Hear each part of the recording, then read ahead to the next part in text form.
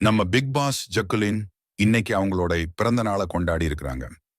இவங்களை சர்ப்ரைஸ் பண்றதுக்காக சௌந்தர்யாவும் ரயானும் கேக் ஒன்ன வாங்கிட்டு போறாங்க. இவங்கள அங்க கொஞ்சம் கூட எதிர்பார்க்காத ஜக்குலின் ஐயோ அம்மானு கத்துறாங்க.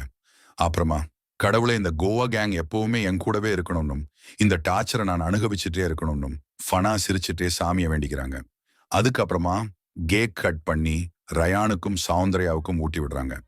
பிக் பாஸ் வீட்டுக்குள்ள இருந்த சோஃபா கேங்கும் கோவா கேங்கும் வெளியே வந்தும் இப்படி ஒன்னா நட்போட இருக்கு பாக்கிறப்போ நமக்கும் ஹாப்பியா இருக்கு.